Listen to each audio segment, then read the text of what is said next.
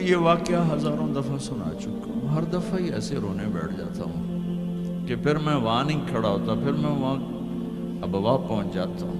میں دیکھتا ہوں 6 سال کی عمر میں میرے نبی کو اللہ نے یہاں اتنا بڑا امتحان دیا کہ جنگل میں ماں کو موت دے دی۔ 25 سال کی عمر میں ماں مر گئی، اچانک مر گئی، کوئی بیماری نہیں، کچھ نہیں، جس کو آج ہم ہارٹ اٹیک کہتے ہیں، ہارٹ فیلئر کہتے ہیں۔ اتنا آخری جملہ کہا، کل حی میت و کل جدید بال وقد ولدت طہرا۔ بولا نہیں جا رہا تھا تو بجھتے بجھتے بھڑکتی شمع نے کہا، بیٹا ہر زندہ نے مرنا ہے، ہر جوانی نے ڈھلنا ہے، لگتا ہے تیری ماں کا آخر آ چکا ہے، لیکن میں نے ایک بچہ جنا ہے جو سارے عالم کو پاک کر دے گا۔ اور شمع خاموش ہوگی۔ کس طرح انہیں دفن کیا، میں وہاں کھڑا یہی سوچتا رہا کہ یہاں قبر بنائی کیسے ہوگی؟ تو پتھر ہیں، کوئی لوگ گزرے ہوں گے یا پتھر جوڑ کے۔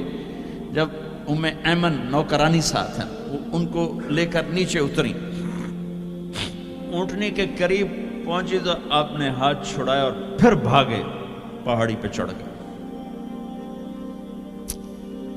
ام ایمن پیچھے گئیں تو وہ منظر تھا کہ شاید اس وقت عرش بھی رو رہا ہوگا کہ اللہ کے نبی نے ماں کی قبر کو چمٹایا ہوتا سینے کے ساتھ، قبر پہ ایسے گرے پڑے تھے۔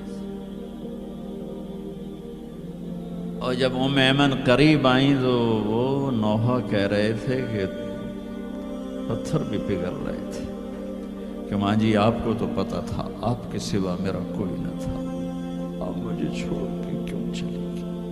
آپ مجھے چھوڑ کے کہاں چلے گی؟ ام ایمن نے اٹھانا چاہا، انکار کر دے گا، میں نہیں جاتا، میں نہیں ماں کو چھوڑ کے جاتا۔ کھینچ کے لے گئیں، گھسٹتا ہوا بچہ پہاڑ سے اتارا۔ 2 دن روتے روتے مکے کا سفر ہے، پھر کھانا بھی بند ہو گیا، پینا بھی بند ہو گیا، سوائے زمزم کے چند گھونٹ پانی کے سارا دن نہ کھاتے تھے نہ پیتے تھے، اکیلے بیٹھے رہتے، نہ ماں نہ باپ نہ بھائی نہ بہن۔ اللہ 57 سال کے بعد ماں کی قبر پر پہنچے اور قبر کے سرہانے آ کر بیٹھے، گوڈے اوپر اٹھائے اور ہاتھ یہاں رکھے اور سر گوڈوں میں دے دیا، جیسے چھوٹے بچے رونے کی پوزیشن بناتے ہیں۔ یہ چھوٹی جگہ میں دکھا نہیں سکتا، اور پھر جو رونا شروع کیا، اتنا روئے کہ ساری داڑھی سارا سینہ آنسوں سے بھر گیا، جیسے کوئی معصوم بچہ، جیسے 6 سال کا محمد رو رہا صلی اللہ علیہ وسلم۔ اتنا روئے کہ وجود ہل گیا، اور پھر فرمایا کہ میں آگے نہیں جاؤں گا، میں رات یہیں رہوں گا۔ تم کیا جانو رشتے کیا ہوتے ہیں، تمہیں صرف پونڈ گننے آتے ہیں۔ تم سے مراد میں بھی اور سارے بھی، کہ ناراض نہ ہو جاؤ، ساری امت کا یہی حال۔ رات وہاں گزاری، ہائے کیا کہہ رہے ہیں، کاش میری ماں کبھی ہوتی، میں ایسی خدمت کرتا کہ بریڈ فورڈ والے بھی یاد کرتے ہیں، میں ایسی خدمت کرتا کہ میں عشاء کی نماز کے مصلی پر کھڑا ہوتا اور سورۃ فاتحہ پڑھ رہا ہوتا، اور پھر ادھر سے میری ماں کہتی محمد، تو میں نماز توڑ کے کہتا لبیک اماں جی، ماں جی حاضر ہوں، ماں جی حاضر ہوں۔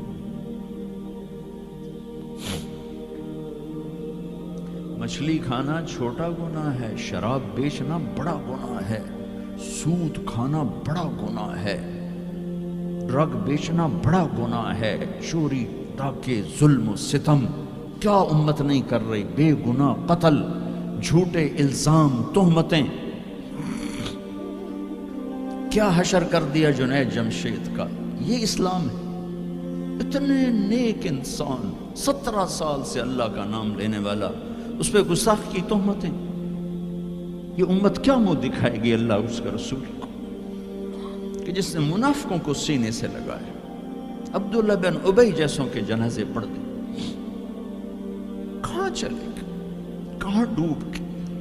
اتنا زوال, اتنی اندھیری رات ہے کہ امید ہی ختم ہو گئی کہ پتہ نہیں دن بھی چڑھے گا.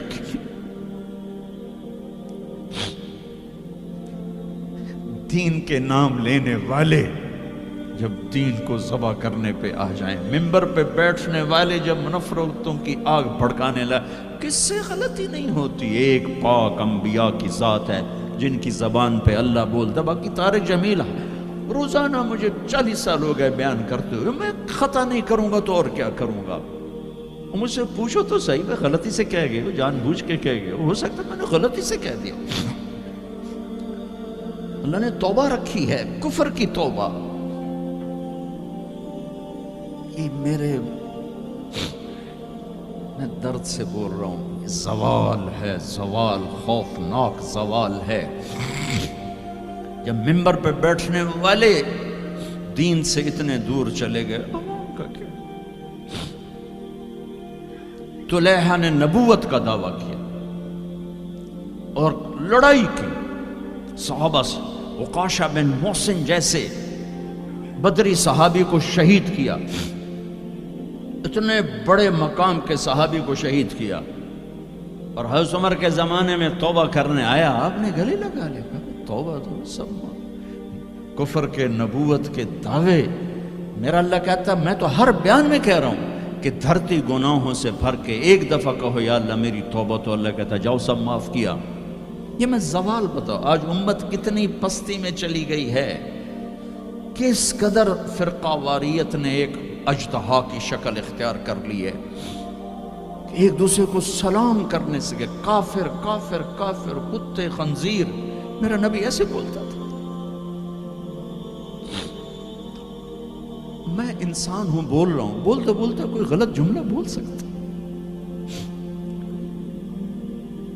گستاخی کا جان بوجھ کے کرنے والا یقیناً دارہ اسلام سے عمل چھوڑنے سے آدمی کافر نہیں ہوتا. گستاخی کرنے سے, نماز چھوڑنے سے کافر نہیں ہوتا, گناہ گار ہے. نماز کی گستاخی کرنے سے وہ دارہ اسلام سے نکلتا ہے, لیکن اس کے لیے بھی توبہ کا دروازہ کھلا ہوا ہے. لیکن یہ کتنا تعصب ہے, نفرت ہے کہ ایک آدمی کی 17 سال کی پاک زندگی کو ایک غلطی پر کفر بنا دیا. یہ گراوٹ ہے, زوال ہے. ہمیں بندر خنزیر بنانے کے لیے فرقہ واریت ہی کافی تھی. اس کملی والے کو دعائیں دو جس نے حسن حسین کو ذبح بنا دیا. تمہارے لیے ہاتھ اٹھو, میری امت کے ساتھ کیا کرے گا, پوچھ کے ہو. اور وہاں سے جواب آتا ہے ساتھ دوں گا.